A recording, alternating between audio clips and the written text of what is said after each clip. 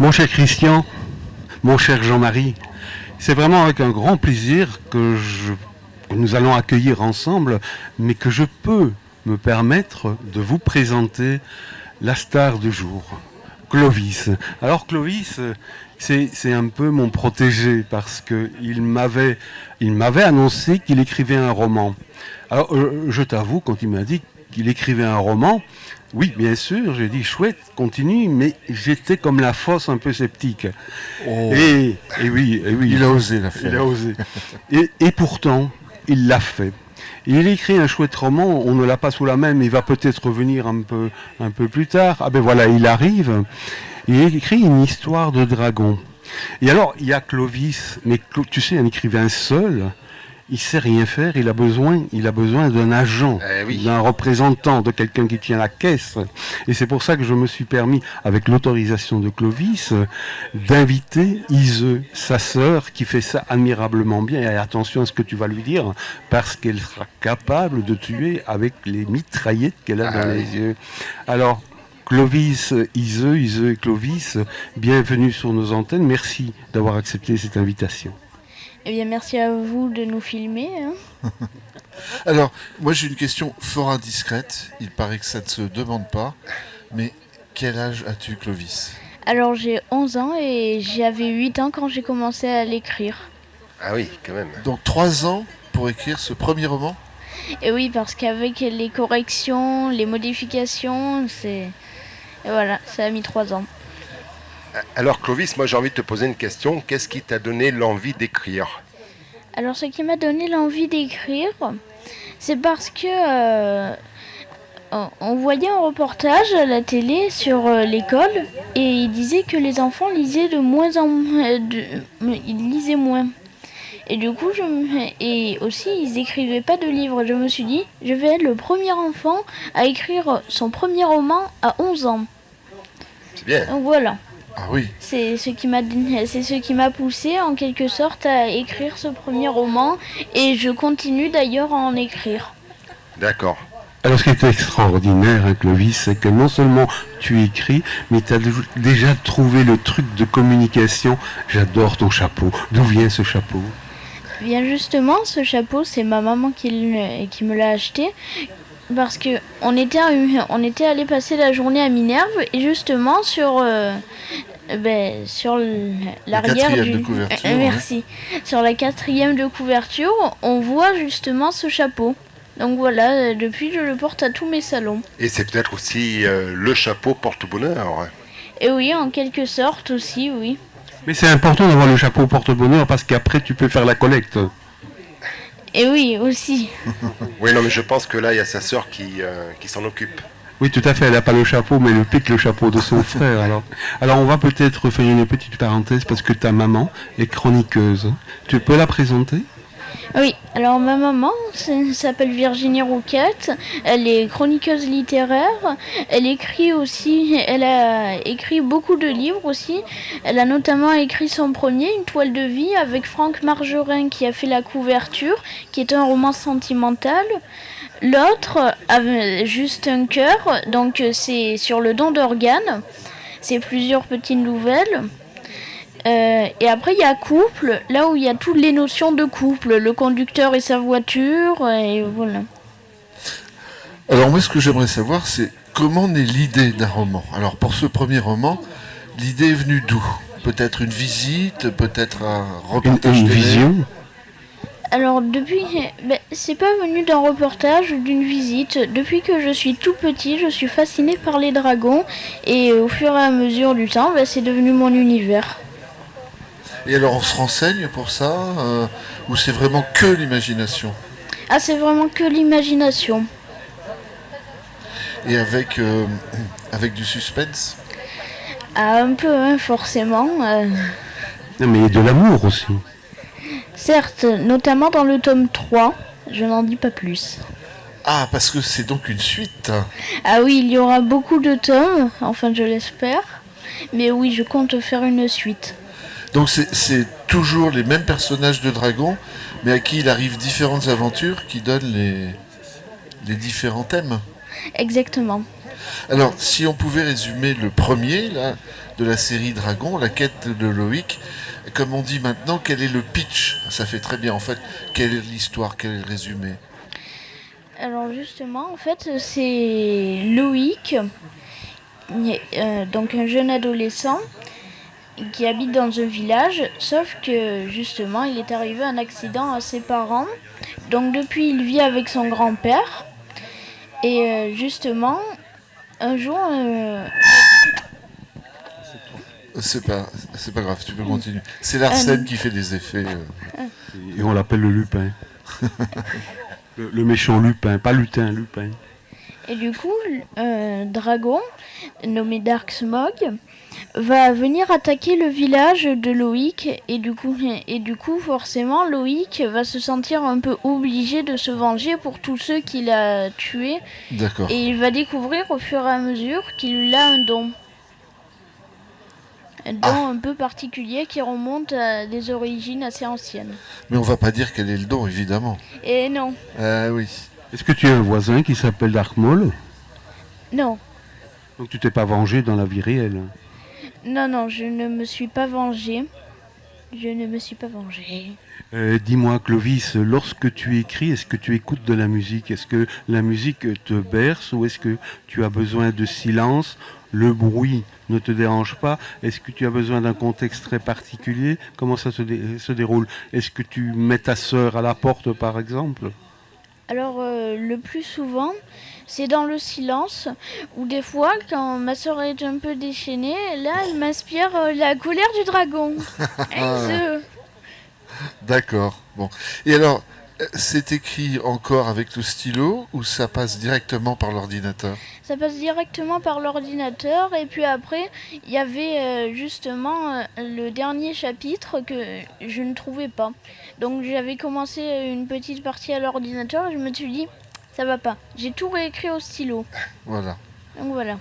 Le travail de la plume sur la feuille de papier reste quand même important. Mais moi, je trouve quand même que c'est assez impressionnant de la façon dont tu t'exprimes. Non seulement tu es doué pour l'écriture, puisque j'ai eu des commentaires élogieux en lisant un article de Philippe de Remaker, donc qui t'avait interviewé et qui a retracé tes dires. Et je trouve que tu as une grande facilité à parler à la radio. Et donc tu as toutes les qualités. Certes. Donc on cherche une fille à marier. Voilà, Clovis est libre. On a encore un peu le temps, mais c'est possible au Moyen-Âge. Alors moi, j'ai quand même une question à poser. Si jamais on pouvait avoir le bulletin scolaire, est-ce que la note en français est bonne ou pas? Alors, je ne suis pas scolarisée, c'est maman qui me fait l'école. Donc, on suit les cours Legendre et tous les 15 jours, on a un devoir à envoyer sur une page vierge. Donc, on fait les exercices, les schémas et tout ça. Et alors, quand ça revient corrigé, la note est bonne? Ma meilleure note en français, ça a été 18,2 sur 20. Ça, c'est ma meilleure note. Il y a encore un peu de marge alors. Et oui.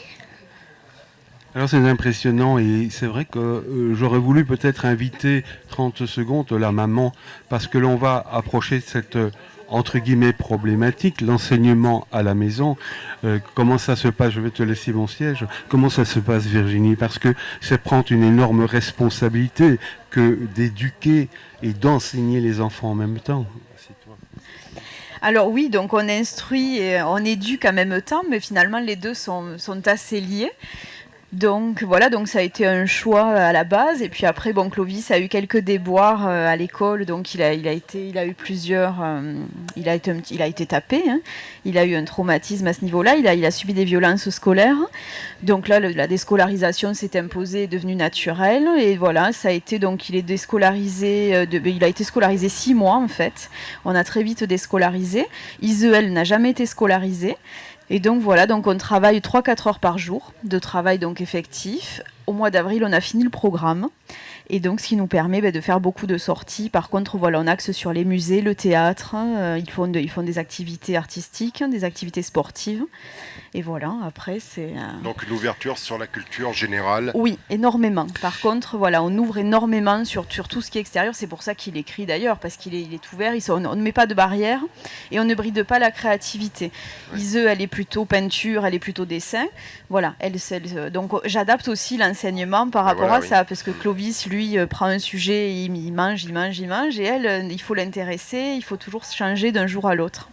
Alors, ça va peut-être inspirer d'autres parents, mais alors, sur le plan légal, oui, alors l'école étant obligatoire, ça se passe comment? On est obligé de faire une déclaration spéciale? Oui, on fait une déclaration en mairie et on fait une déclaration à l'inspecteur d'académie. Et donc il y a une inspection une fois par an, donc on est convoqué à l'inspection académique où là donc le parent ou le tuteur présente les devoirs faits à l'inspecteur et un instituteur fait faire des exercices à l'enfant. Voilà. D'accord. Et donc si l'enfant n'a pas le niveau, c'est stipulé. S'ils ont le niveau, on leur dit voilà, tu passes au niveau supérieur et voilà. Oui. Donc chaque année, on passe l'inspection et ça aussi, je trouve que c'est formateur pour eux parce que finalement, ça leur fait un examen et parce que voilà, c'est l'inspection et l'inspection est très importante pour eux. Oui. Voilà, au-delà des devoirs. Oui, et j'imagine aussi que les règles sont de plus en plus draconiennes par rapport à l'inspection, parce que c'est pas dans l'intérêt. Ah oui, tout à fait. Et pourtant, il y a de plus en plus de parents qui déscolarisent les enfants. Mais il y a le type d'école. Alors j'ai oublié le nom. De cette école-là. Montessori. Montessori. Et il y a aussi l'école de la forêt. Oui.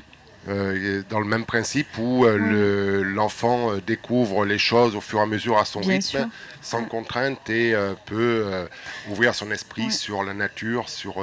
Ah oui, bien sûr, mais sur la vie surtout. Moi je vois les cours de mathématiques, on essaye toujours de les rapporter à la vie quotidienne. Oui. En quoi ça va nous servir? Est-ce que ça va nous servir à quelque chose? Clovis faisait les aires dernièrement, on aménageait des jardins, on faisait le paysagiste et on aménageait le bassin, mais si on met le bassin là, la piscine ne rentrera pas. Voilà, et on arrive comme ça, et à partir du moment où ça prend racine dans le concret, pour eux, c'est beaucoup plus explicite en tout cas. Alors, une question quand même. L'un des avantages de l'école, l'un des inconvénients, on l'a vu, c'est que malheureusement, il y a des agressions. Mais est-ce que les copains, les amis ne manquent pas qu'on peut avoir en cours de récréation? Alors, non, parce que... maman nous fait, du coup, grâce à ses amis, rencontrer pas mal d'autres enfants de notre âge à peu près. Donc non, honnêtement, ça ne manque pas. Et alors, donc, pour demain, aucune panique, même si le cartable n'est pas prêt, personne ne stresse dans la famille? Non, sauf quand l'inspection arrive. Là, c'est la panique. Mais l'inspection n'arrive pas le premier jour quand même? Non. Heureusement. Alors, moi, j'aimerais quand même prendre le micro pour interviewer la petite sœur, puisque apparemment, tu lui as confié la lourde tâche de te faire ta communication, ton attaché de presse. Est-ce que c'est difficile? Dis-moi. De quoi? De faire la promotion pour le livre de ton frère, de faire la publicité. Non. Non. C'est pas très difficile. Non. Oui. Alors, on va t'offrir une page de publicité. Est-ce que tu peux nous faire la publicité sur le livre de ton frère? Qu'est-ce que tu dirais pour me convaincre que je l'achète?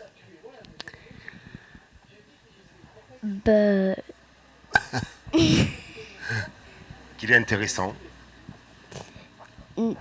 Je dirais, voulez-vous acheter un livre à mon frère, mais il est de très bonne qualité. Voilà, hein. Et d'autres choses. Et tu sais ce qu'on dit, Christian, la vérité sort de la bouche des enfants. Exactement, exactement. Donc voilà, c'est le livre qu'il faut se procurer aujourd'hui à la 11e édition de la Truffière au livre de Rocamadour, sous ces magnifiques chênes truffiers qui nous apportent un peu d'ombre. Et donc le stand de Clovis se trouve juste à côté du stand de la radio, de Radio Vicomté et de PTV, qui assure la retransmission d'images aujourd'hui pour Rocamadour. Voilà, tout à fait. Une dernière question, Virginie, parce qu'on a parlé de la maman, on a parlé de la sœur, de l'écrivain, bien entendu, la star, et le papa. Parce que je sais ou je crois savoir que le papa est vigneron. Et comment trouve-t-il sa place dans ce, je ne vais pas dire matriarcat, parce que ce n'est pas le cas, mais dans cette famille? le papa? Alors papa fait tout ce qui va être scientifique, on va dire, voilà, lui il est plutôt dans les plantations, tout ce qui va être voilà, la terre. Et il dessine aussi. Voilà, et c'était amené, merci. Il tourne la tête d'ailleurs. Non, il dessine parce que vous venez de terminer un ouvrage, tu vas me rappeler le titre, hein. Lire des mots. Lire des mots. Et le dessin est superbe, il est comment dirais-je, on ne peut pas le décrire, c'est un dessin très particulier, mais qui attire et on a envie de jouer avec ces dessins. Hein, voilà. C'est tellement beau et en même temps le message qui est à l'intérieur sans être pompeux est vachement bien éducatif. Moi-même j'ai appris plein de choses, alors bravo à tous les deux. Et Merci. puis qu'est-ce qu'on va leur souhaiter? Bon vent, bon salon et puis à très bientôt, on va se retrouver à Paris. Ben oui, à très vite, à Bretigny d'ailleurs. À Bretigny, tu sais moi la géographie, j'avais pas un prof comme toi. Déjà pour venir au Rocamadour, c'est compliqué alors. Mais c'est compliqué parce qu'il y a le rouge et puis tu m'as fait goûter une boisson écossaise, ça des plus compliqué. Ah, on va tout savoir. À très bientôt. On se croirait sur le canapé. À très bientôt, merci beaucoup. Merci.